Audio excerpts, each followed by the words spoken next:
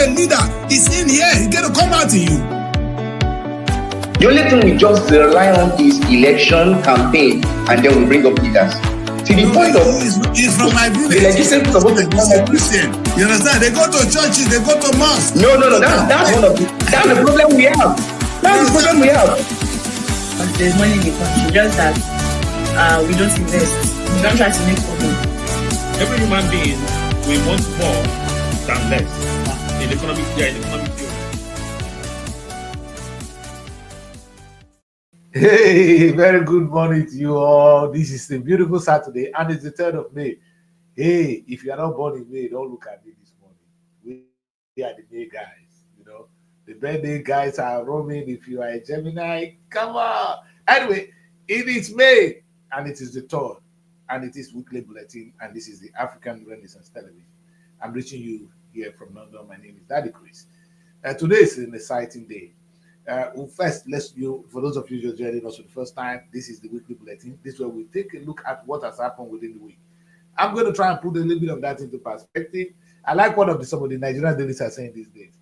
The question on Daily Trust is Nigeria slowly becoming a one-party state? That's something we might want to look at today. Are we becoming a one-party state? Anyway, for me, in all that matters, in all the political game, I want to define politics again, and I want you to get it. Politics, the another simple meaning of politics is management. Let's be clear. So, they are politicians, meaning they are good in management. A politician is a manager. So, if you say you are a politician, then you are a good manager. So, meaning it's only those who are politicians that should be running the affairs of a country because they are supposed to be good managers. So, the another word for politics is management. So if we understand that, when we talk about the Nigerian politics or whatever they're going to talk about today, let us look at it from how it affects the Nigerian economy, which is the management of our economy and our resources. So that's what we're going to try and look at today on this show, and we're going to look at it deep. But how does it make sense? I cannot look at all the sectors today, but today I'm opportune that we're going to look at a very important sector of the Nigerian economy, and that is the housing sector. You know, and I know both in the UK and I'm sure even in the US, in fact, the housing scheme, the kind of innovation that has come into the housing these days is breathtaking. When I got to Lagos the last time, as we were driving me, I begin to see what Nigerians have done. I said, come and see what Nigerians have done. That is what I was singing. The way you sing in church. Come and see what Nigerians have done. You see, my concern is if what the ordinary people are putting in. Imagine if the government is supporting it in one way or the other, it's actually creating their own. So it becomes to work parallel so that the system begins to work. You see, there are certain things. Let me put it this way. There are certain equipment the Nigerian government may be able to bring in, or innovation they will bring into a sector that the ordinary man may not. But when government brings that in, because the government is the brain of all the nation, the businesses are private. They are one single set of people doing their thing. But the government is the whole nation. So there's no way a private sector can do better than the government. I always insist that the government must take part in all businesses. And I mean it. It doesn't stop private sector for doing their own thing. But government must be involved. In fact, government should show example of how a housing scheme should look like.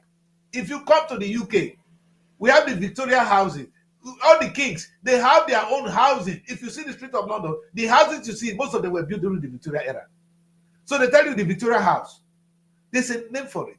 That's a government that takes on an initiative. Today now, the government is trying to draw back, but they still contribute, they still do their own. But they now know that private sectors cannot come in, and government, the council are directly involved in housing.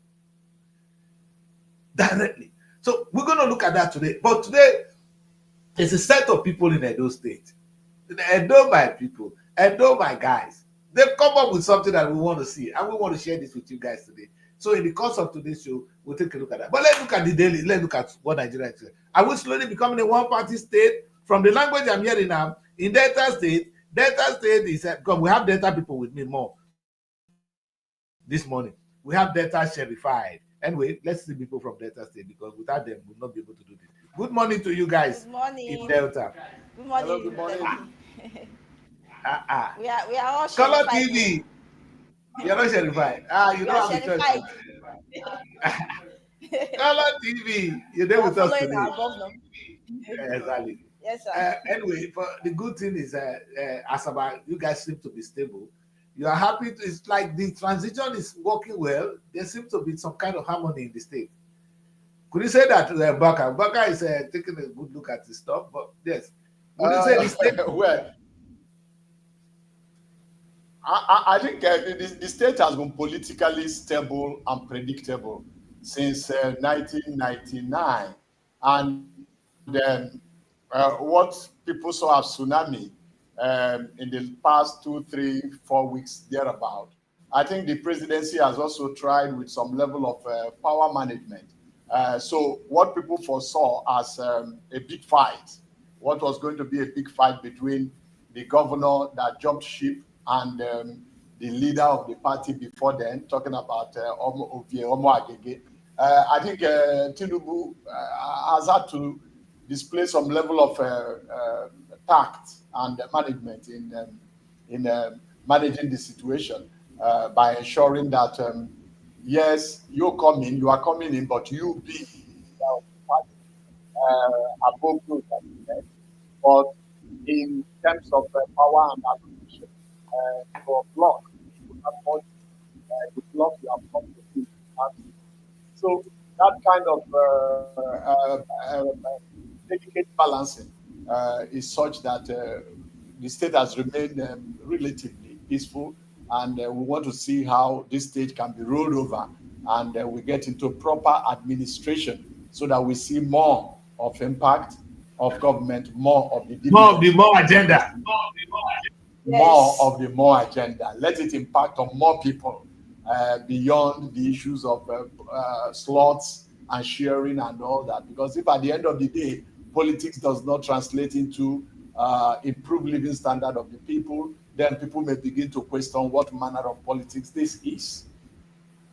And the governor too, as the governor has assured that him moving from one party to the other is not going to affect anything.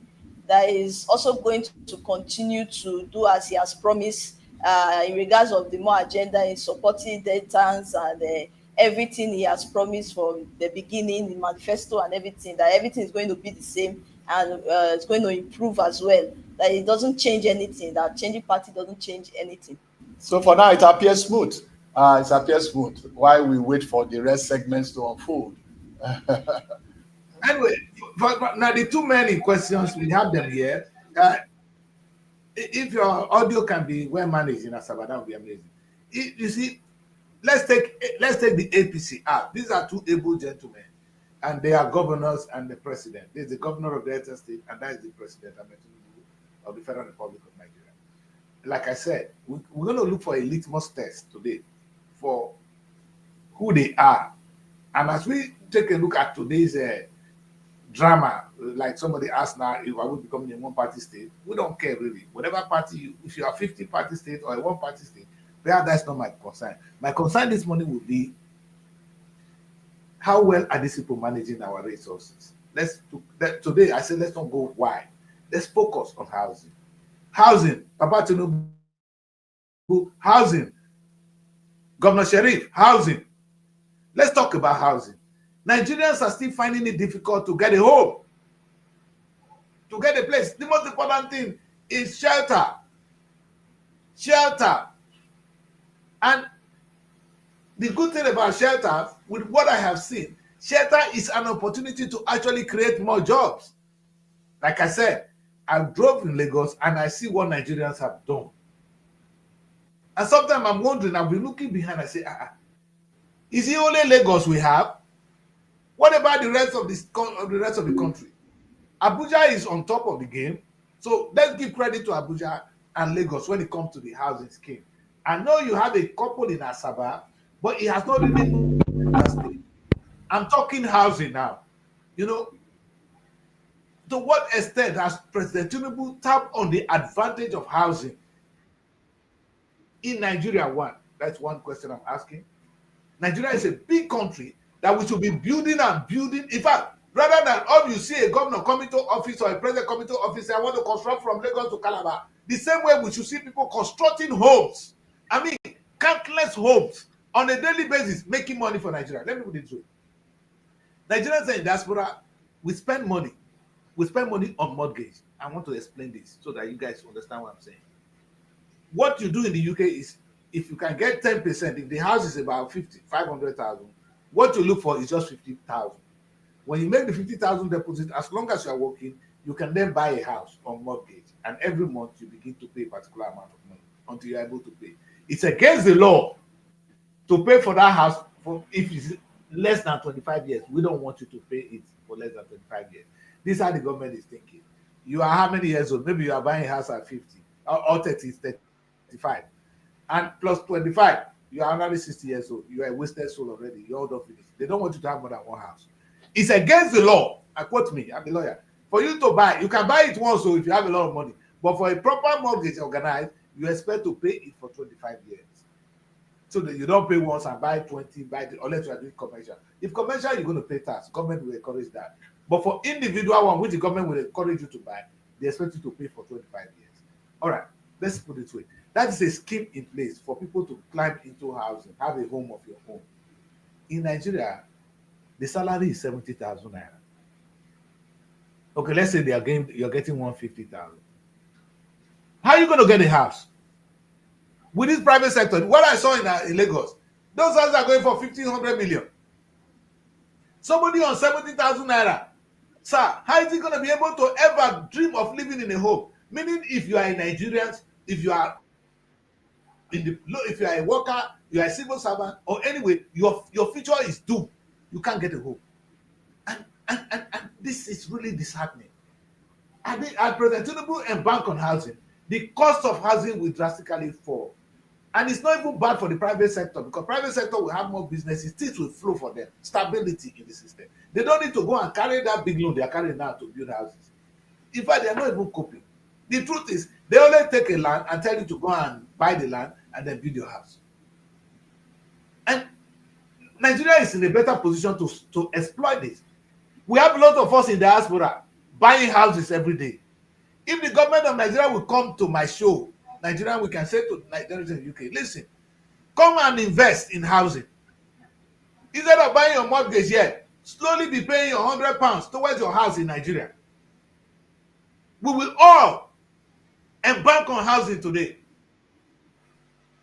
Meaning government of Nigeria will be raising fortune from us in the name of trying to build a house for us at home.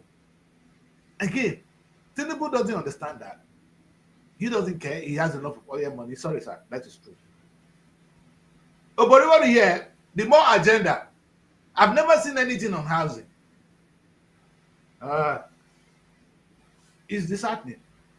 Because I'm wondering, why can't Obodiwori be building houses? Obodiwori, instead of carrying one university from one place to the other, these guys are jokers. So. One university, the other one bring the university to my village. Why don't you embark on, you think it's only university? What if you say, okay, Obodiwori, now come to Ogara. Okay, give me 1 acre, 2 acres, 3 acres.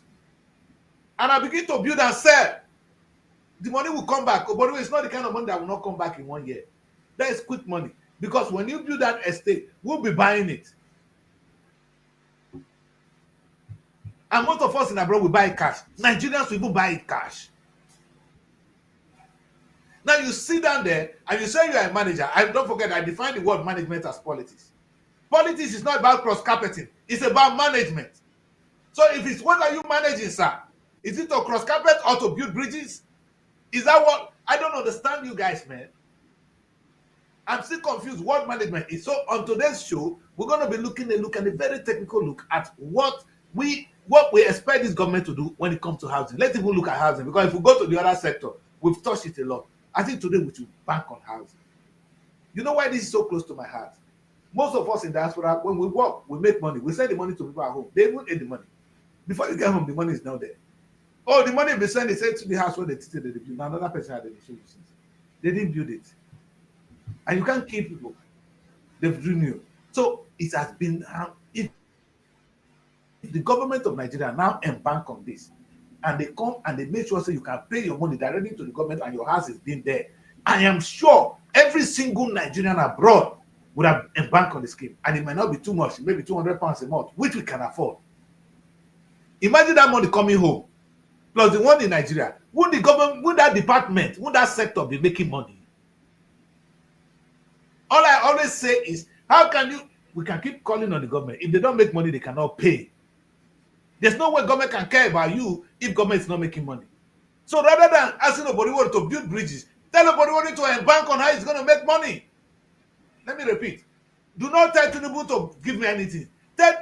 For you to judge Tinubu, ask Tinubu, see whether Tinubu they make money. Make we speak poetry here. Nobody when they make money, where was the money give you? Oh, the small oil money when they come, now one share give you.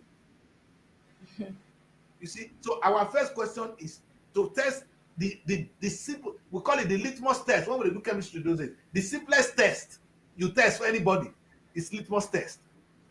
You don't take that in touch this, you go change color. Now they call litmus test. The litmus test of a leader is he making money?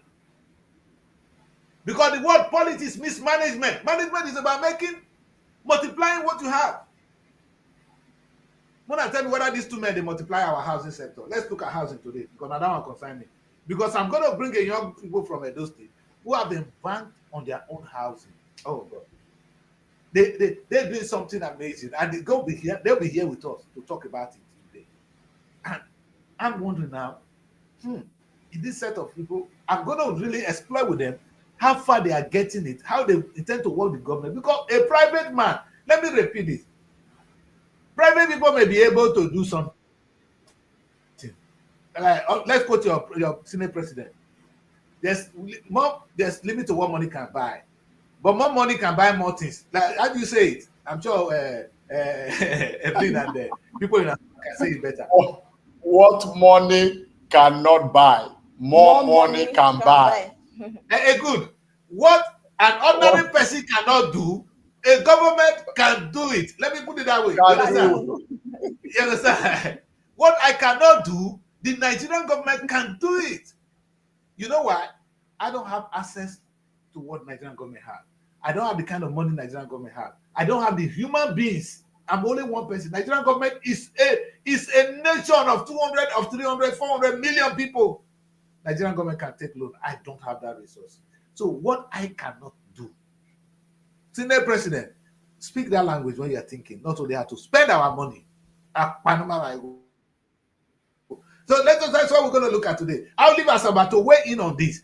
Let's look at this as a litmus test. How would you rate these two people? Let's look at housing today, because if we go too far, we'll just be here and there. We'll go diverse. Housing. When I don't see anything from these two able men, because we say politics and management. Focus on housing. Okay, thank you so very much. You've raised a very critical concern. It's not just in Delta or Nigeria, but all over the world. Housing, they call it shelter. UN calls it shelter, is very, very critical. And it's one of the benchmarks for knowing if a government is actually meeting the needs of the people or not. So housing is critical. And individuals are playing key role. Cooperatives, organizations are playing key role. Companies, mortgage banks, and but government should play a more critical role. In Lagos, at some point, we used to hear of Gowon Estate. Now that had to do with a federal government estate built during the time of Gowon. That Gowon was a military head of state, and he recognized that there was the need to meet the housing need of the people. We also have Jakonde Estate, and okay, of course, there's a place called Festac. In Asaba here, there is a workers' estate that was built in Ibori's time. But when you do an aggregate, look at it all, you find out that what has been driving this sector most is the private sector. But it has not driven it far, because most governments that have come have not looked in that direction, which is a surprise. And it has become a concern to you, because government should be a leading partner. I mean, it should be playing a lead role in housing provision. No, not but just that hasn't been the situation here. Mbaka, Yes. let's understand. Yeah. What a private person cannot do, who can do it? It's the government. Government should do. Yeah. Because I cannot do what government can do. Nobody cannot do what government can do. That's why we have government. Government is the second. God represents himself with the government of the day. God cannot come and help you. The person that can help you is your government. In this context, especially because private individual, you come down now and say you need SRTV estate. We are going to go through a process of looking for land that doesn't have complicated history, and the mode of acquisition and all that. But government has the power. We'll be doing it other than that, what they call overriding public interest. Overriding public interest. So government has that edge. But private individual like you and I might get into a place and we might be having issues with the community. Even with the government, they can come and collect that place. Exactly. That's you know, we may be having challenge with land acquisition. But don't forget that the government has the power, constitutionally speaking, to acquire land based on overriding public interest. And even in my community, Ubaka, in my community, they will tell you that the land belongs to the community. You don't own a land. In the community, they tell you the land is not your own. It belongs to Ogara. You understand? So the community can override actually land. You see, this is the beauty of it. Now, then you expect me to be the one to build Ogara. No, Ogara community should build Ogara. You see, these are skills.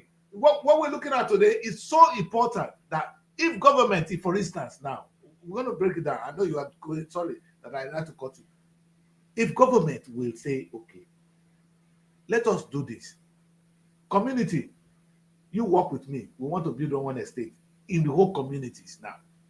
And it's a business, so we are working with your community to build a house. We will get, in that case, you have engaged the people with work. They are building their own community. They are making you money. Nigeria, the state is growing. It's a win-win for everybody. Look at what happened in First Tax in those days. This is First Tax. This was what happened during the First Tax 77. Housing in Lagos. This is First Tax.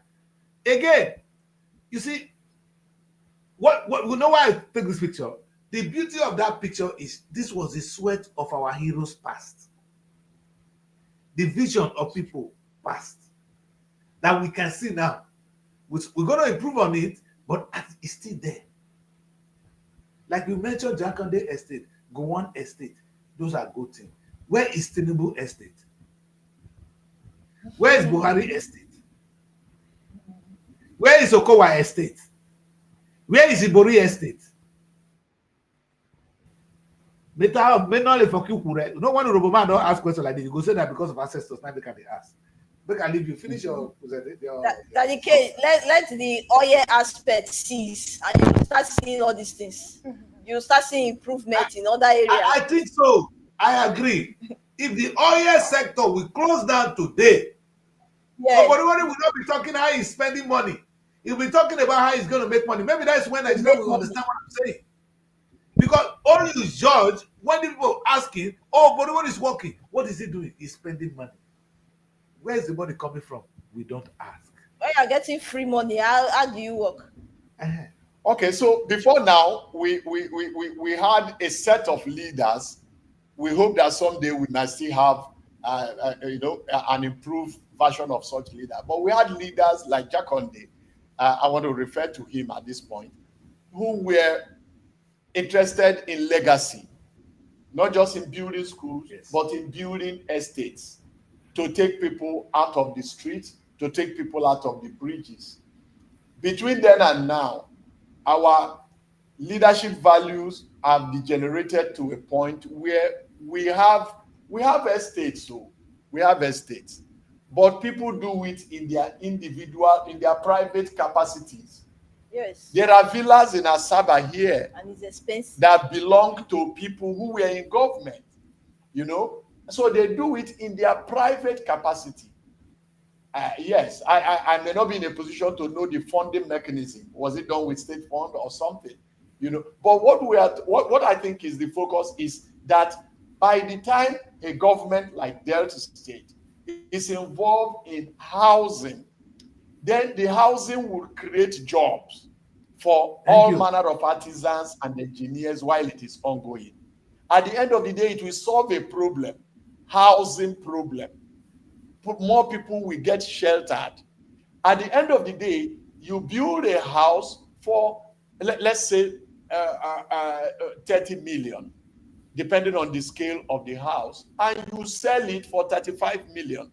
Then you have made a markup of 5 million on each house. So you have made money, both for the government. You have solved problem. You have created money. You have employed people while that project is on. And you have a legacy that can even be named after you. So it's a win-win situation. But for some reasons, our leaders appear not to be thinking in that direction.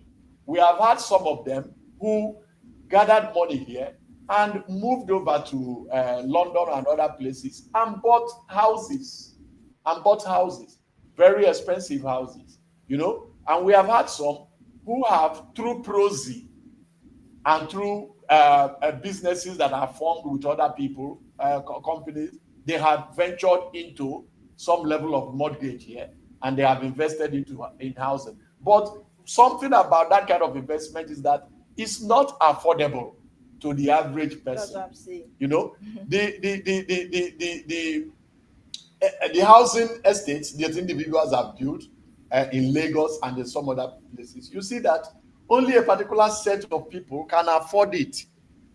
Yes, it has solved a problem, but it has also created a gap, because when government ventures into housing, there is what they call low-cost housing estate.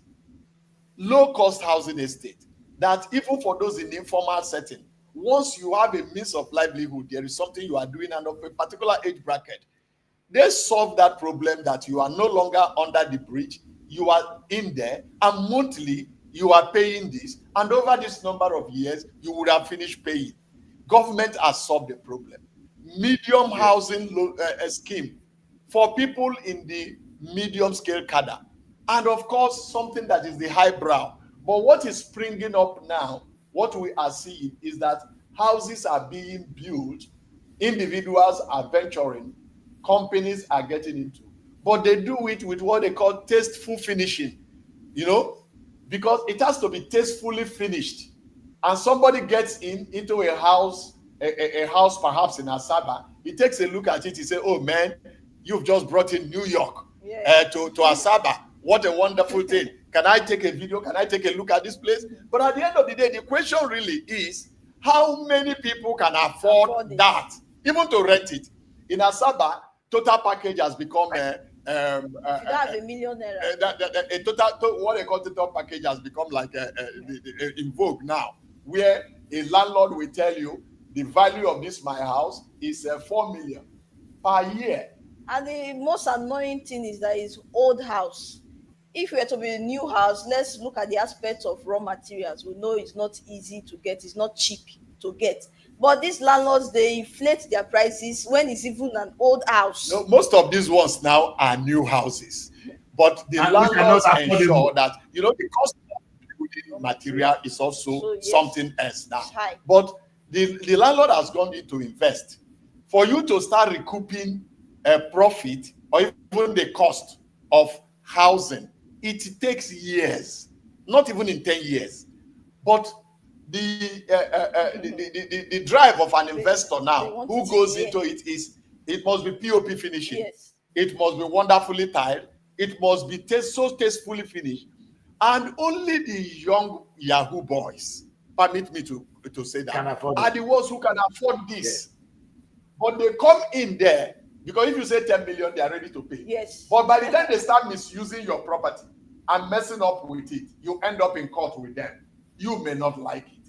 So you have tried and struggled to solve a problem, but it has not solved the problem because of your capacity, and what drove you. But government is about the only institution that has the wherewithal to come out with a vision that we are acquiring this land somewhere in Ubolu, and we are mapping out these 2,500 pieces of low-cost housing for people of this particular category. And when housing problem has been solved, more than 50% of their livelihood problem has been taken care of. Why do I say so? You don't necessarily have to be living upstairs. The person who stays downstairs, most of these houses are downstairs. There is a little cottage around you. You can even do small gardening, and your poverty issue, 50% of it has been taken care of. You find a place you come in and you can lay your head. But that is not happening because of the orientation of the kind of government we are having. Maybe they need to be told. Okay, maybe they have this feeling that the gestation period for the profit to start counting takes time. Oh yes, there is no house you will build today and get the cost of your investment in 2 years. It's just not possible. That's why I said they are getting fast money from oil. So why should they go and put their focus on something that would take them more than 2 years to start making money from? So, but a well-organized house is such that people can come and buy up. Like in your opening salvo, you talked about people in diaspora. One, because the houses are there already. The housing units are there. So there is no problem of acquisition of land. There is no problem of, in some cases, construction of roads. What people are doing now is that they come in between two communities, get a virgin land, and map it out. Why? Because they know there is a market for it. And they map it out. In some cases, the controversy surrounding the acquisition of the land has not even been taken care of. And they get in some young people and they get into marketing. They move into media houses and they tell you it is 5 minutes drive from Asaba International Airport.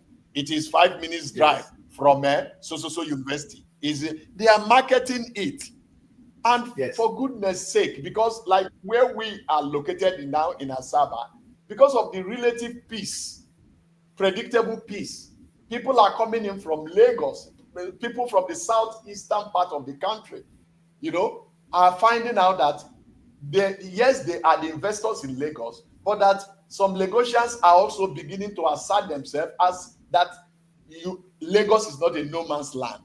One of the spillover of the last election, 2023 election, was that you people think you can overrun Lagos. Lagos is a traditionally Yoruba state, one of the Yoruba states. So if the Southeasterners think they can come and take over, let us also tell them where their boundary is, where their rights stop and where the boundary is. And so you find out that, and with the state of insecurity in the Southeast, you find out that the land issue, especially in Delta, is under pressure.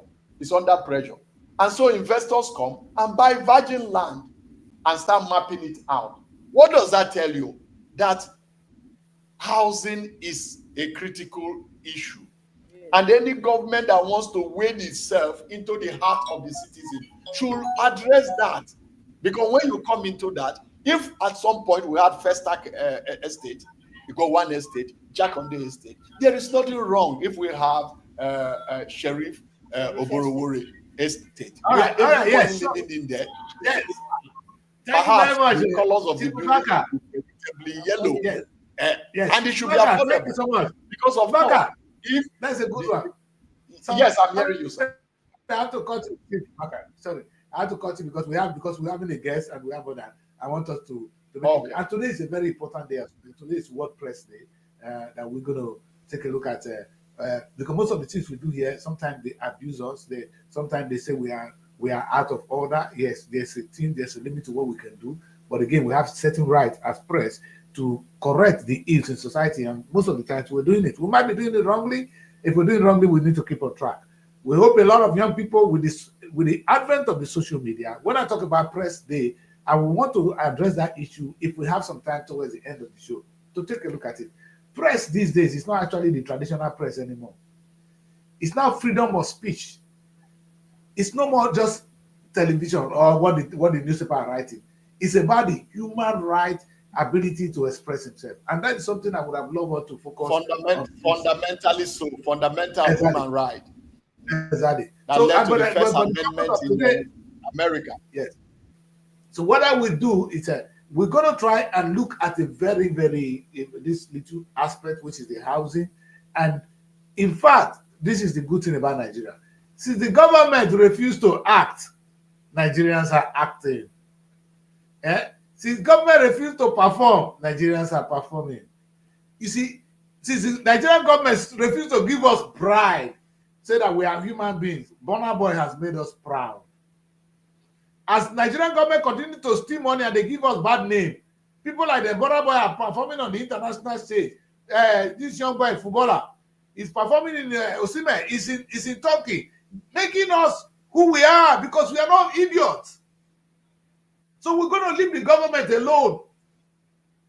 We're going to leave them to their shame and look at what the private people can do. And so we're going to do when it comes to housing today. We have a young man in our midst who will be talking to us shortly. But before we bring him in, let us see what they have to show us. Let's see. Housing Development Summit 2025 is supposed to be a pivotal gathering aimed at come back of housing in Edo State.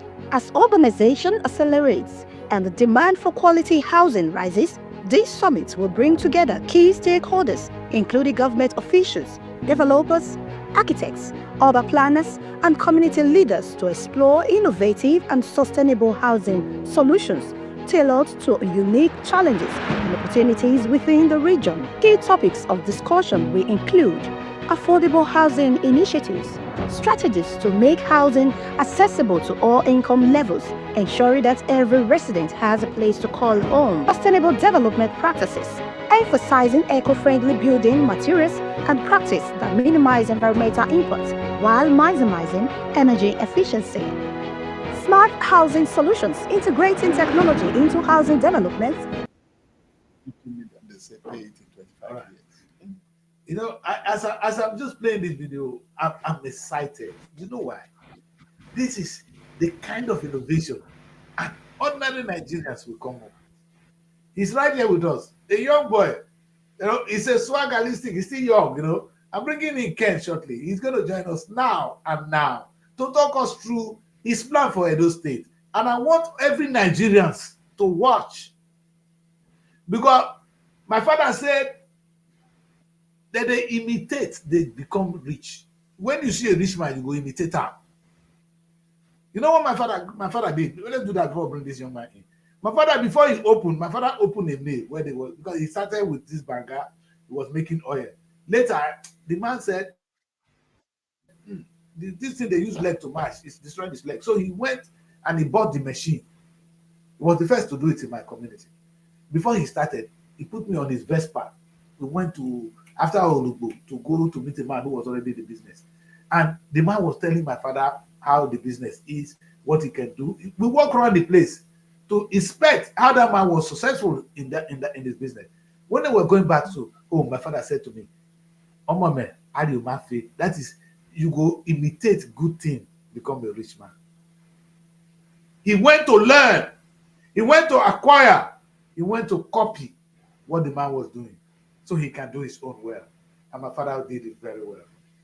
He didn't say, "Oh, I want to do my own way." No, you have to learn. So those of you who are watching the show today, you need to listen to Ken and watch what Ken is planning. Hopefully, you'll be able to make an impact. Welcome to our show today, Mr. Ken. Ken, you just over the last one. How are you, Chief? Okay, Ken, you need to set up your audio and yes, you need to. Your audio is mute. Yes. Yeah, good morning Good morning, from Ken. Nigeria and good Yes. afternoon from other part of the world who might have been in afternoon. I'm Yes. happy to be in the show once more. Good afternoon. Yes. You know, Ken has been with us a couple of times, and but I never really thought Ken would come up with this wonderful initiative. First, so Ken, talk us through what is Edo housing scheme. What is it all about? Let it come from your mouth. Okay, thank you very much. Like the other participants in the house talking about housing in Asaba, I will tell you it's same everywhere. We in Edo, we are even looking up to data as our new heaven. And so you should know if they are complaining about data, that's to see, data is the light of it compared to Edo. The housing sector in Edo is nothing to write home about. I think from my own survey and experimental work, Edo should be one of the backward in Nigeria, looking at the scale from the behind. We will come first or second if we take the scale from behind in terms of housing. And we all have seen the issues or couple of issues in Edo about land grabbing, court case everywhere. Of recent, I actually run through a survey. I didn't mind what the survey actually cost me, where we look at most of the cases in our police division. Almost 85 to 70% of cases on their daily rate was land issues. And also in the court, Federal High Court was 95% of cases at the Federal High Court are land dispute. All these put together, that's why we're coming up with a housing initiative. First, looking at the whole housing solution holistically, and that's why we are putting together a housing developmental summit. First, we must campaign about it. We must change the mind of the people, and we must start talking about it's only when the people have a different perspective of how they used to see things. That's the only way they will invest into the housing. The problem we're facing in Africa, or most especially in Nigeria or in Edo, the issue of housing is a very big problem. Housing is more than a shelter, like I keep telling people. If you want people to perform maximally, you need to take care of their housing first. They must have a good place to stay. And that's why you see people that haven't done well in the do or other part of Nigeria, immediately they pass through the Sahara, pass through the Mediterranean Sea to get into Europe. After 1 year, you start seeing these people performing bright and excellently well. What did they do there? First, after they leave the camp, the government first of all say, okay, this person needs to have a place to stay. The government first of all provide housing for them and give them house. From that alone, their productivity is being boosted up. Some that weren't able to go to school here, they will start thinking about education. Some that were lazy to work here will start thinking about work because they now have a good place and a good environment to change their mindset. Nigeria environment for now, especially in the terms of housing, it be like Ogun, it be like Shiran. Nothing good will ever come out from her. Except we change the narrative. And that's why if we look at productivity of workers in Lagos, is more maximized than every other place in Nigeria because Lagos have been able, not that they are there yet, but with the effort they have gone in terms of housing.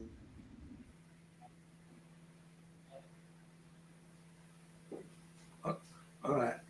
We are still with them. We're just hearing the voice. A police in Lagos will always do well appropriately more than a police in Edo. One, because of environmental difference.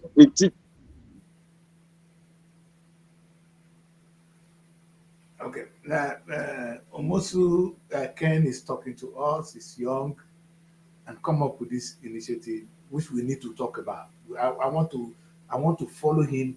What is been telling us the importance of housing, but I'm going to have him to hammer on what they are planning, what the summit is all about, when is it taking place. More than a teacher in Edo. Almost all yes, civil. Ken, we are with you. Can you get me? It's Your like the network, network is fainting from your end. no, not from my end. It's actually from your end, but it's okay. So please, Okay. we followed you to a great extent. So what I want you to tell us now is talk to us about your plan now. You've identified the problem in Edo State. Tell us how you are coming up with a solution with this your scheme. Talk us Okay. through it. What we need to do? How is it going to work? Okay. The bigger solution we are coming with, we are actually looking at, we're not going into housing for luxury. Like the other guests in the house talk about luxury finishings in housing. Yeah, they are very essential. But even with minor luxury finishing in housing can also make it affordable. So we are going for affordable housing for low income earners. We are keen into the Mortgage Bank of Nigeria. We are killing into the national housing funding, where people can. There is there is a program that the Mortgage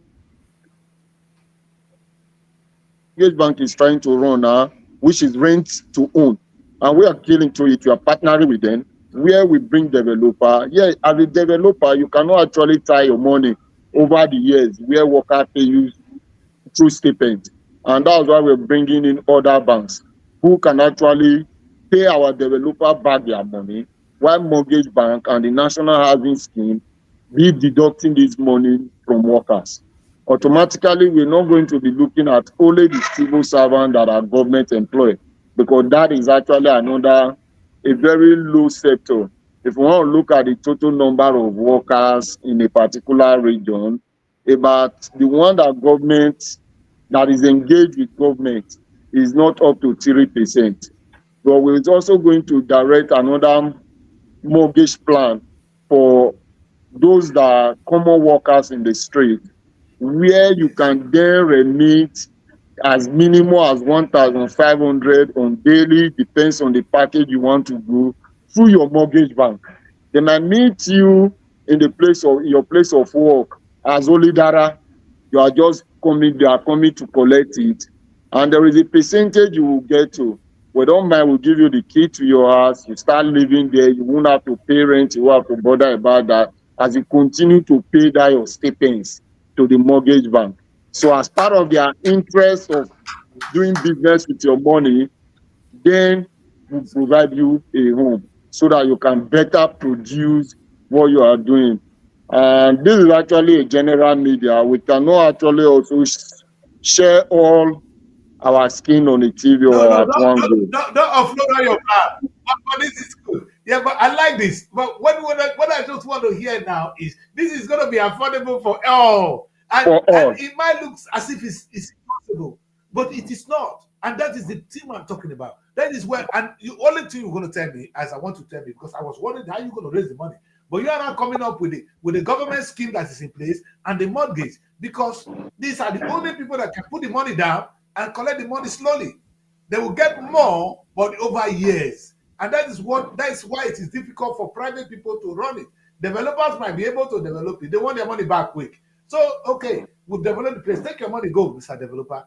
Now, the business is now between the mortgagee bank or the mortgage bank and the ordinary client on the street who's going to pay slowly, and they have his key and continue to pay. Another one, what we have actually find out. I don't know. What we have actually find out from our investigation, sorry to cut in here, is even when the government, the local government, the state government, or the federal government, even when they have interest in developing housing, they are unable to complete this process because of political interest, because of level of corruption. For example, they give the contract to a particular contractor who's their party member. Because of party influence, he won't actually do the work. The work is tied down and the money is gone. So what we are suggesting also to the government, you don't need to go into the length of constructing or looking for an engineer. It's possible for government to also be up-taker. When government can meet out any developer under us to say, give us 100 units of 3-bedroom block in 1 year, we'll pay you. We on our own know how to distribute our houses. If you look the way government buy cars, they don't actually even make cars by themselves. They make a contractor to dealer of Toyota and say, supply us 300 buses. We can also use the same approach for housing. Instead of trying to because there are many times I've seen government making a layout to have an housing estate. But in today, the cassava in that place is still there. The land has not been properly annexed, all because somebody has eaten the money. So let government purchase a finished product in terms of housing. That will help curb the corruption in the housing sector. Very much. Thank you very much. We are excited. We are excited, people. We are excited, and it's a pleasure to be in this setting today. People, if you're just joining us, we are in the presence of a very young man, almost a king. I don't know how a young man like him. I wanted to talk about him, but the show wouldn't give me time to ask where this young man is coming from. Because for a young man like him, if you don't see this man say, this one will be like your boy, you come up with this big initiative to lift your people from difficulties to this. I'm sure Asaba have one or two things to say. Let me allow Asaba to ask one question or so before we continue. Over to you guys in Asaba. Any question for Ken? Oh, okay, I think ours is basically to commend the creative concept that he has on the dimension of the government buying from being off takers from private sector and selling off again and distributing. I have my fears because maybe that will make it to become more expensive, unless, of course, if government will have a way of subsidizing the rate. But the issue he highlighted about government not having the political will, the commitment to finish what they sometimes conceive is very, very clear. There are housing estates, federal and state, that have been started and they were never completed. The cassava are still there. Ken said the cassava are still there. He said the cassava, they are still there. The yam growing in the land, they keep growing. The cassava, nothing is being done. Yeah, the cassava is still there. Maybe they are waiting for people to come and harvest and process them into garri. But food is important, but shelter is also very, very critical. That is why some of us are very convinced that it requires an amalgam or a coming together of private initiative, private drivers like Ken, and of course government agencies in order to come up with something that can be conceived, started, and finished. Otherwise, we see communities that they have had to, communities that have given out their land for one developmental purpose or the other, and at the end of the day, they find out that government didn't even use it. And today they are saying, you acquired our land. They acquire it because we want to get it back. So those are some of the issues. But private sectors like Ken, yes, they should be commended and they should be encouraged. I love his initiative about what he said, but I have a question of concern because he spoke about people staying in the house and like maybe a plan. You have a plan of getting a place you'll be staying, while stipends will be removed from probably your salary or something, and the plan should be maybe in 10 years you are paying this amount for the house. As mortgage. Yes, we're not praying for the unfortunate, but what if in a situation whereby the person has stayed for maybe 3 years and the money is being taken from his account or something, or from his job, and unfortunately he loses his job? What happens? Will the person be thrown out into the streets, or what happens next? How will you come in and be of help to such a person? Okay, if you can and that's a very wonderful question. I would like to react to it. Firstly, one, I also want to use the Western world, for example. This thing is not actually a rocket science. It's not a dream world. People outside Nigeria are practicing it for over the decade, and it's still sustainable. Yeah, I tell people, when government put their workers in a house while they pay for it via their salary, that persons will not want to be thrown back to the street, and he will use all sense of dignity to protect his work. Yes. He will use all sense of dignity to protect his job. And if circumstances throw the person out of the job, definitely there's going to be a time frame that you actually give to him, like 6 months. The person will look for another job at the shortest time as possible, because he wants to continue paying. He won't want whatsoever he has paid to be forfeited, and he won't want to go back to the street to start looking for where to stay. See, I grew up in the street. I'm not from a wealthy family. I've passed through, with my little age, I've passed through a lot. I've been into the working sector, I've been into politics and everything. I understand the pain of the people directly. So many Nigerians currently are lazy to work because they see that the end salary that comes once every month cannot even take care of their house rent at the end of the year, because now we pay rent yearly. If you even receive 100,000 and you are expecting to pay 1.2 million for 2-bedroom flat at the end of the year, how on earth will you be able to gather 1.2 million at a 100,000 salary?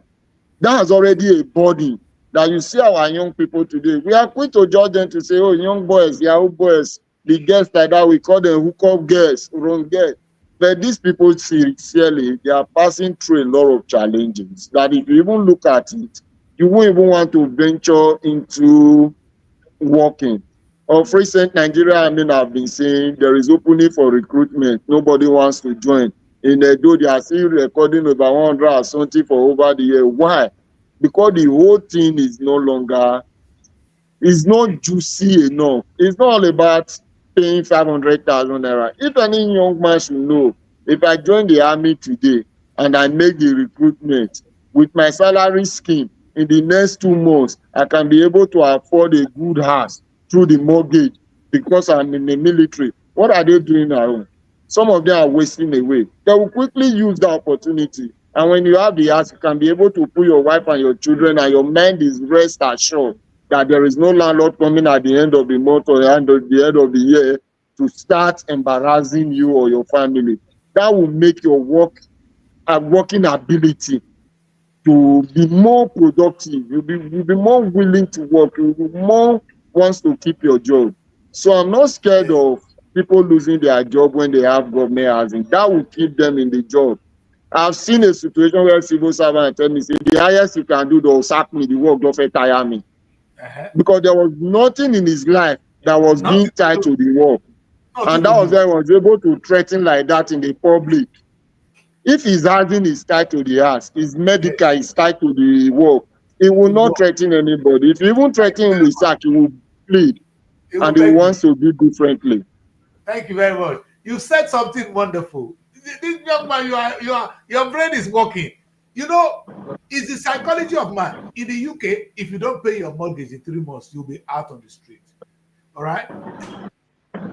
Highest 6 months, you will be out and will have jobs here if you really want to work.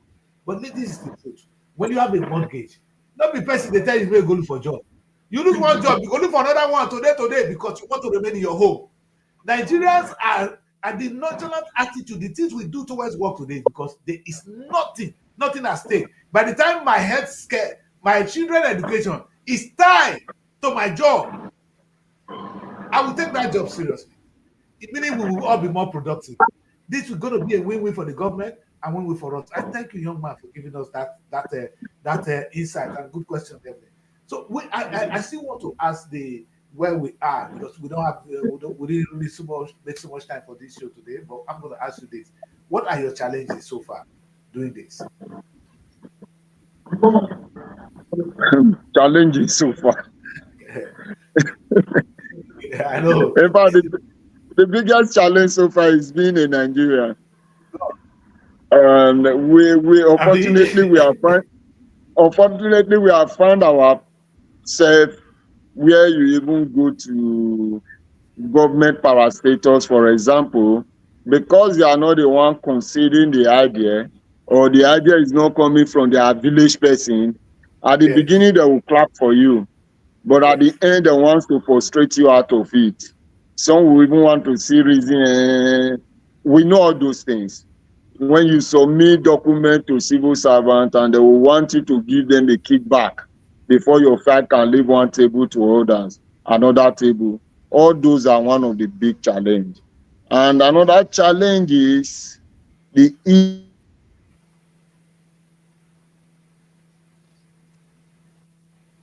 Okay. the Yes, issue of fraudulent activity that has happened so far in Nigeria is now making investors to be more scared even when to invest. And if we refuse to remove this negative mindset, we might still remain where we are. So those are just challenges. So many investors have said, oh, this is a laudable idea. We are ready to put our money in dollars, in any currency, but we want an authorization from the state government to say they are partnering and they are keen into this. Just a letter to say they are part of it, because everybody are also scared. They don't want to put their money into it and the government at the end of the day. Because no matter how you try to be more successful as a private sector, if the government does not catch that vision, it will become a difficult task. In Lagos, housing is taking different dimension in Lagos because the state government in Lagos have catch the vision of housing from Tinubu era to Fashola to this. Every time, there is no time in Lagos, there is no season where the government is not partnering with housing developer to develop a certain unit of housing. And Asaba, I will also use Delta State. We are happy for what is happening in Delta State now, that the government itself has started also cashing into the vision. So mine in Edo is to push the government first to cash the vision. And when they cash the vision and they buy into the vision, it becomes easy for investors and developers to triumph. Thank you. Thank you very much. Thank you, Ken. You see, and I'm happy that you break this thing down in such a way that we can. I'm going to assure you, Ken, that those of us in the diaspora, we are listening and we are watching. And this is the kind of initiative we will be happy to participate. And I'm gonna ring a bell on it, especially on the Nigerian week coming, because this is so powerful, young man. Don't listen. Only thing my advice is this: any rich man want to make more money. The last time I was on the show on NTA, and they telling me, "Oh, but the problem we have in Nigeria is access to finance." I said, "No, there's no. That's just part of a business." People didn't understand it, and I said to them, "There's no rich man that you will not want to give him more money." Now, this is it. If I go to my uncle who has a lot of money and I say, "Give me money to do something," they will say, where do I be giving money? I come back tomorrow. But if I tell him, "Oga, see with you, if you put 2 naira here, it will become 10 naira tomorrow," and see the system. The man, as rich as he is, he want to get that 8 naira. You understand? So before you go to anybody for business, try and tell the person what is in it for him. And I can see that those of us in diaspora, there's a lot in it for us, and I'm going to be able to sell this. So, and what I want you to just play a little bit, not without telling us everything, is as part of your scheme, who are the partners you've been able to secure on board, and who are you looking to have? Those of us in diaspora, we're going to partner with you, and that I can assure you. And I will be personally bringing you to Nigeria Week to come and display this the initiative. My question is, those of you who are your partners locally, in fact, okay, the state government, the yes.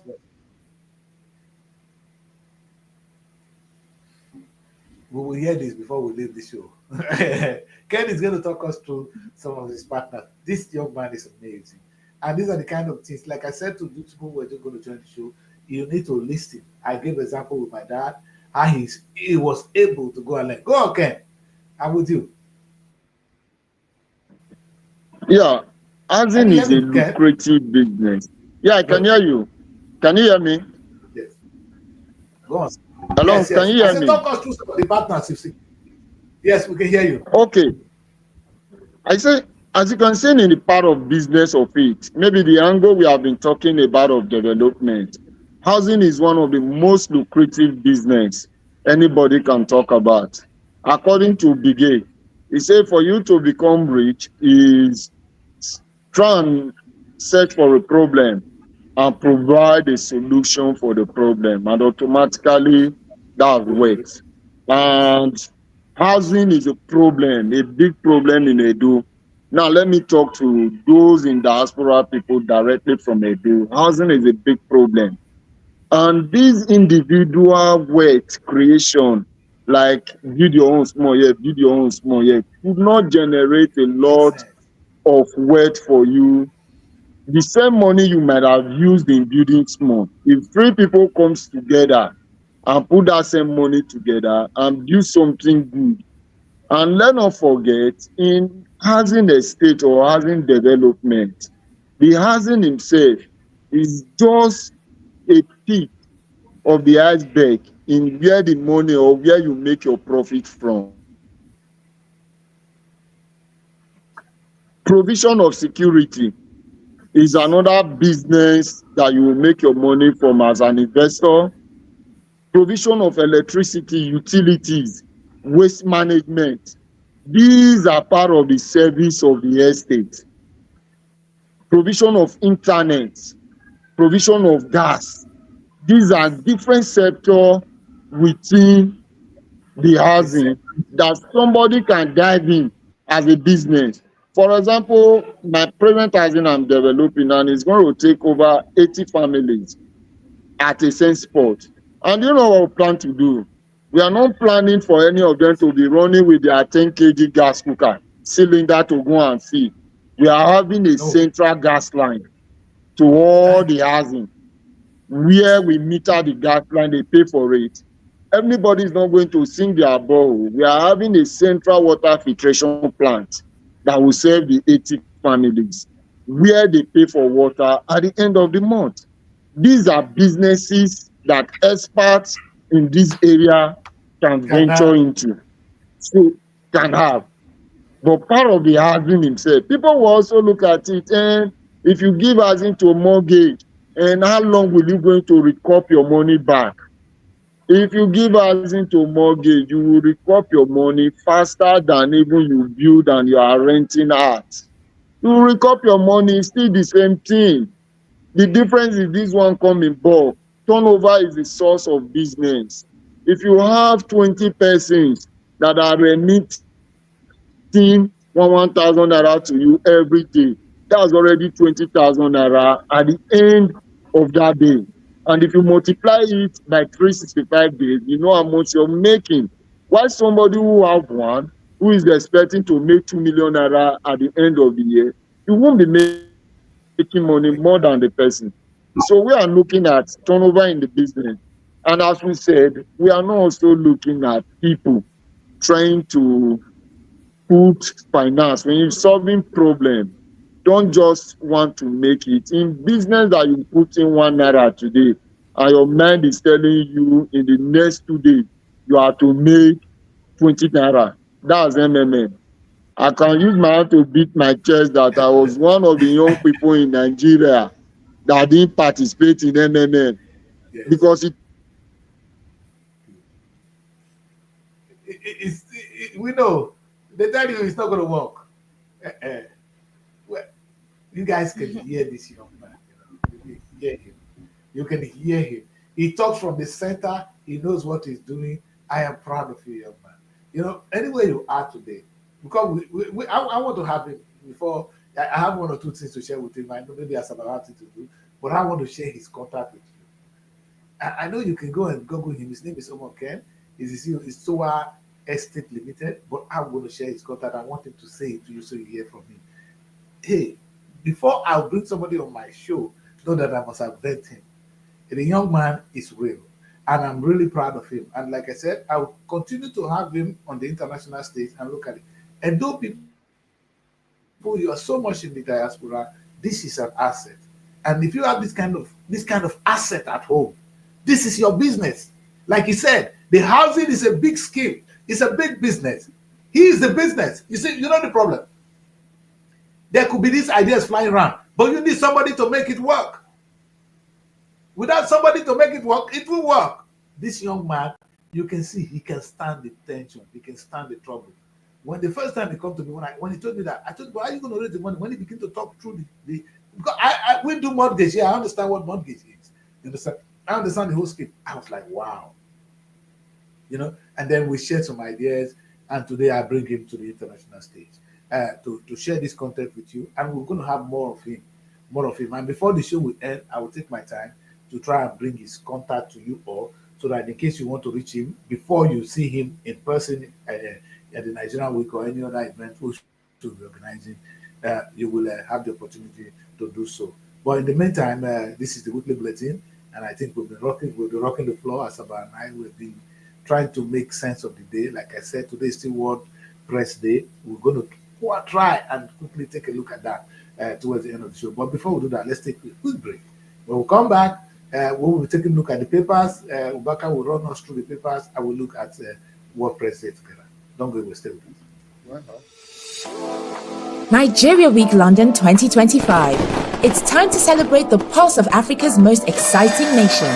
Nigeria Week London 2025 is coming to Hippodrome Theatre from July 24th to 26, 2025, showcasing the best in Nigerian arts, music, fashion, and investment opportunities. Whether you're looking to discover the future of real estate, explore Nigeria's culinary masterpieces, or get immersed in an electric Afrobeat performance, this is the event of the year. You can also join us for a film festival, cultural dance spectacles, and the recognition awards. Don't miss out on the business opportunities and cultural experiences waiting for you. Book your tickets now before they're gone on eventbrite.co.uk. Call or text +447 438 893 190 or 080 330 46768 or +447 459 071 747. Visit our website superiorradioandtelevision.com. Nigeria Week London 2025. Nigeria Week London 2025, celebrating the best of Nigeria, is partnered with Civil Society, scaling up nutrition in Nigeria.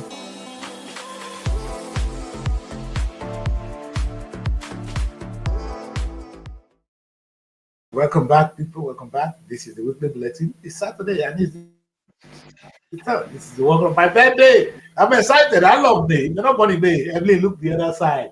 Only me when the body May and then they talk now. Anyway, anyway, that's by the way. Anyway, we're going to take a look at today, Ubaka. Today, talk us through what the state of, do we have freedom of speech in Nigeria? Do we have freedom of expression? Do we have freedom of gathering?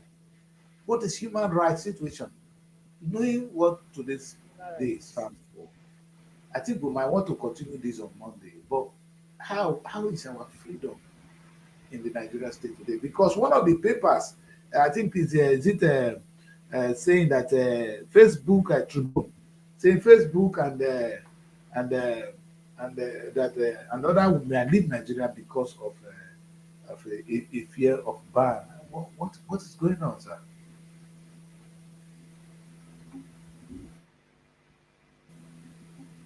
Okay, so today is May 3rd. Yeah, go on, sir. Today is the 3rd of May, and 3rd of May across the globe is World Press Freedom Day. World Press Freedom Day. So it has to do with the understanding of how fundamental freedom of speech is. And it's also a day that we reflect and celebrate those gallant journalists who may have died in course of the carrying out their jobs. Across the world, it is believed that freedom of the press is tied to freedom of speech. And we remember the First Amendment in American Constitution which talks about how fundamental the freedom of press is as an inalienable right. So you cannot deny anybody that right to express himself. Yes, just as you cannot do that. And collectively, the press exercises this freedom for the betterment of society. Now that a whole number of countries are grappling with issues of democracy, the focus in Nigeria actually should be how can freedom of press or press freedom to steady our democracy. We find out that right from the days of the first newspaper, Ewe Irohin, that was published somewhere in Badagry by an Anglican missionary then, the traditional press, newspaper from the printers to radio, television, today the press has been democratized. That's talking about the social media. So you do not even need to have gone through the rudiments of a journalism school or training in mass communication to be a practitioner, as it were.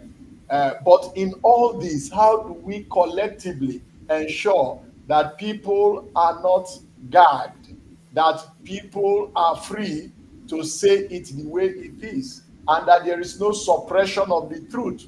Because at the end of the day, truth is needed to steady our path of democracy. That fundamentally is what it is. That fundamentally is what it is, considering that the traditional press is there. In Nigeria, we have a Freedom of Information Act, FOI. It has become a law. That is to say that you can apply to even a local government and say, just let me see a copy of your budget for last month. Because in all, it is believed that it is the press that holds the people in government accountable. That was why Thomas Jefferson, one of the very early, perhaps the third president of America, said something about that. If I am given a right to choose between a press and a government without a press, that I will not hesitate to choose the latter. That is to say that a press that knows its responsibilities, knows its rights, and does not pander to being settled here and there, but is exercising the right on behalf of society, should be able to hold government accountable and should be able to take all the sectors of society. That is talking about it. But today, the way the press runs, people begin to ask yourself, is the press not an extension of people in government? You know, that is the situation. I know a governor that was in one of the states, that was Rivers, and there was a state correspondent of a particular national newspaper. At the end of the press conference, he said he signaled the protocol people that they should take him to a housing estate that had just been built or something, and he was given a key to his to a house there. He rented it out, and according to what he told me, from the proceed, he has been training his children. But what happened was that from that moment, he saw nothing wrong in anything that governor did. He could not publish anything objective or anything negative. He became a praise singer, you know, because he had been settled. So we have grown from they call it the brown envelope. So you want Ubaka, the days of your account details and something is wired to you, to the days to now of being settled with a unit in one of the, we've just discussed housing today. Yes. So imagine what it is that I went to a press conference, and at the end of the day, because of the kind of things I've been writing, and the governor feels that my medium is such how can he penetrate that medium? And he settles me with a unit in a housing estate. You say your dignity. You know, so from then on, I become a praise singer, you know, a palace jester. Whatever he says is just, I am. So at that moment, I am no longer showing the light for people to find the way. I'm no longer holding leadership accountable. I have now become a praise singer because of how I have been bought over, you know, how I have been settled. And that is it. So when we are talking of freedom of the press, and we devote a whole day and the entire world is celebrating press freedom today, it is about the freedom the press exercises on behalf of the people, and not necessarily for Fred and Obaka, to knock in one politician's house and it settles us. That's not it. Because when you do that, you have abused that freedom. We also, on a day like this, remember the likes of Delegiwa. Thank you. Delegiwa from Edo State, and one of the, he was the founder of Newswatch, and the circumstances under which he died. Yes, the last opportunity the world would have had to see to it had to do with Babangida's book, his journey in service. And we expected that, having said something about June 12, having said something about this, that of course the issue of Delegiwa, that many people tied to him or traced to him through Akilu, his security advisor then and all that. But he still said it was shrouded in mystery. But that the press was shouting so much that he didn't give the government of the day opportunity to actually unmask the mystery and all that. And so the mystery surrounding the death of Delegiwa. But he was an a Nigerian-born American-trained journalist that came in and became like a mentor to a number of us, setting up Newswatch that held the government accountable to in a number of ways. But of course, he died in active service in the manner that he died. So today is World Press Freedom Day, and we celebrate every gallant journalist anywhere. And SRTV has not been bought. Yes. SRTV is one of such platforms where objectivity is it, where we tell truth to power, where we do not need to be bought over, but we say it that Nigeria is where it is now, but it needs to go to the other way in order to get better. That is the road to take, the road of accountability, the road of freedom, the road of rule of law and all that, and the role of productive followership too, and accountable leadership. So we stand today to join the rest of the world from this platform in order to say that a society that suppresses the truth, when you suppress the truth, even in a marketplace, it will come up in a number of speculations. Truth is like a calabash. You can't press it down in the water and think that it has gone. That it will somehow surge up. It will somehow surge up. And when it surges up, in case of information dissemination, what surges up becomes more like falsehood. That is why when you are trying to suppress the truth, people will start speculating falsehood. And we also remember the years of the before and the likes of President Buhari that time, Buhari and the Diagmo, and now they try to suppress and hold back the press from doing their traditional role. So to all journalists out there, both in UK and all parts of the world, happy World Press Freedom Day from SRTV studio here in Asaba and Delta State. Thank you so very much. Thank you, sir. Thank you, sir. That's a good one. Yes, we want to wait the rest of the world. When I look at the world of press, like I said at the beginning of this show today, I said the last thing people can stand is the truth. The only reason they killed Jesus, last time I said, if God come again, we'll see kill him. You know what? Because we refuse to accept the truth. Jesus came innocent and telling us the truth. We say, nah, he must die. Thief, we say, no, we don't want the thief. We want the man when he is innocent because he was telling us the truth. Today is World Press Day. It's a day to accept the truth.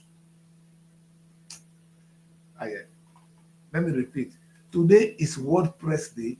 It is a day to accept the truth. What is the truth? The truth is waitings. Look at it.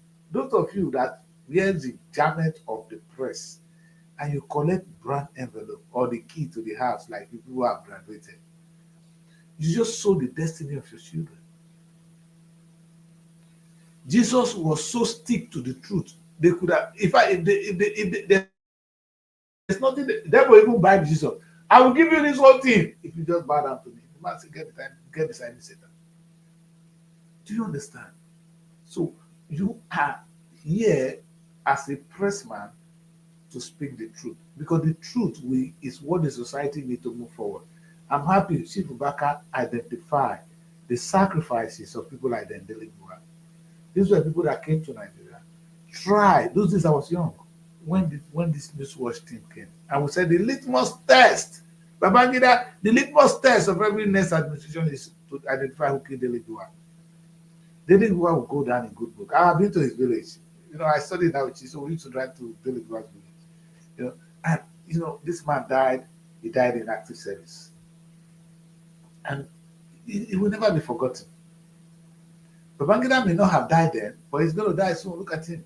So if you're the one that killed him, I'm not saying you're the one that killed him, but if you're the one that killed him, you see now you're in the wisdom. So everybody will get to a stage. It's a question of who died first. That's why I said to people, and I always say it again, and let me say it again: great men don't live long. You don't need to be in this world for 100 years. What are you doing here? People that have made impact, they were not here for 100 years. If you don't reach my age, let me say you don't make impact. Look at it. Jesus died at 30 something. Anybody that will make an impact will not live for such a long time. One, the world cannot stand it. The world cannot stand you. Well, that is a place where I said we're going to take a little roundup of the show today. But before I end this show, I would have loved to go through the press with this guy, but this is only Tribune telling us that Facebook, Instagram, they quit Nigeria over 300 million pounds. Fine, I don't know. People like Ned, who is a lawyer, he knows what I'm saying. Ned is a lawyer. He went to the House, to the Senate, only to begin to argue or how they're going to ban the press, how we're going to cap the press. If what they're saying is the truth, why not allow them to say what they say? If they say something wrong, you can take us up. You have defamation of character everywhere. So take up your case, go to court. I know the court will be active. The court that could not judge a matter, simple cases of election malpractices, they can be very good in treating cases of people that lied against you. Please do not touch Facebook, do not touch Instagram, do not touch anything on the social media. It's the only eye the Nigerian youth have to the rest of the world. Why some people, you may call some Yahoo, a lot of people are doing good businesses through them now. Most wealth are created through online content. Young men are not going into it. Don't even go there, Nigerian government. Because you got the resources. You couldn't create jobs for your people. I'm asking a question. And I'm going to say this today before I end the show. And that's where my last submission. Where is Nigerian Facebook? Yes, the young man in Germany created a Facebook. Where is your own Nigeria? They created Instagram. Where is your own? They created WhatsApp. Where is your own? You know what China did? China didn't wait for America. The America, they came up with their own TikTok. Where is African TikTok? Tire my people. I'm going to try and round up the show here today. Don't forget, I said today is a beautiful day, and I have the opportunity to be with this, to introduce to you this young man about the housing scheme in Edo State, and I really, really wish you guys will meet him. I don't have his contact here, but if you meet me directly or you use my contact, if you call me, I will directly to him. I'm happy to have him at the Nigerian Week in London. For those of you watching, he will be here with us to come and tell us in the diaspora how we can participate in what is going on in Edo State. And let me say this. Nigeria is a country that is now for every one of us. You don't need to come from Edo State to invest in Edo State. My house in Lagos, I'm not from Lagos State. The one I have in Asaba, I'm not really, okay, I'm from Asaba, but I'm not from Asaba, I'm from Delta State. All right. And the one I have in Abuja now, it doesn't have to be there. So people, you can do a lot. Come and invest in Edo State. It's a virgin land with a lot of resources and a lot of opportunities.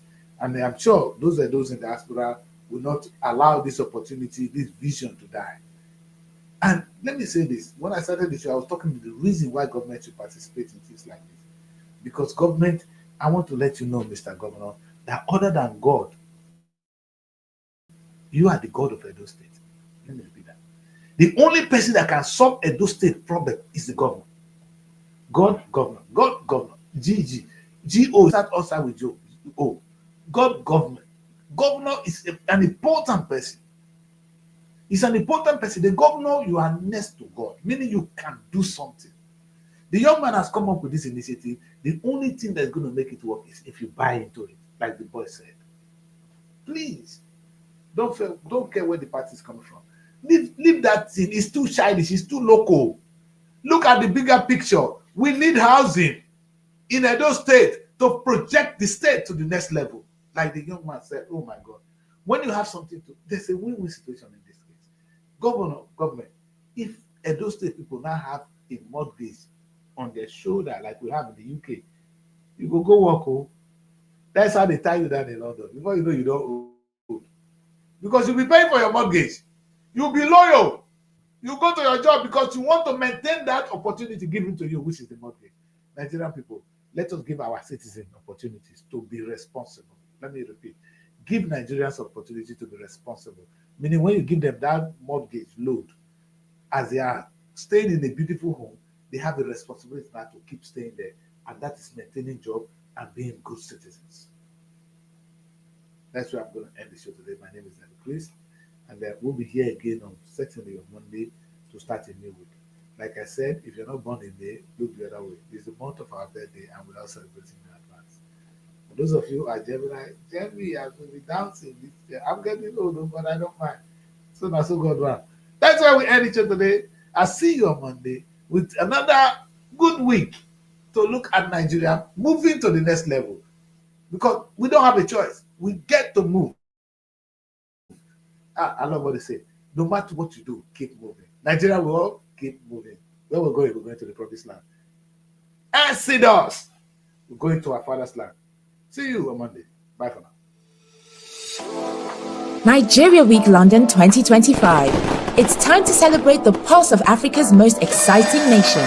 Nigeria Week London 2025 is coming to Hippodrome Theatre from July 24th to 26, 2025, showcasing the best in Nigerian arts, music, fashion, and investment opportunities. Whether you're looking to discover the future of real estate, explore Nigeria's culinary masterpieces, or get immersed in an electric Afrobeat performance, this is the event of the year. You can also join us for a film festival, cultural dance spectacles, and the recognition awards. Don't miss out on the business opportunities and cultural experiences waiting for you. Book your tickets now before they're gone on eventbrite.co.uk. Call or text +447 438 893 190 or 080 330 46768 or +447 459 071 747. Visit our website superiorradioandtelevision.com.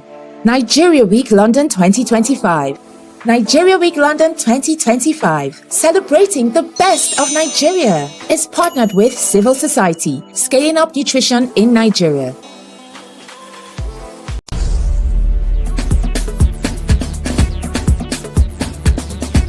Artv. Innovative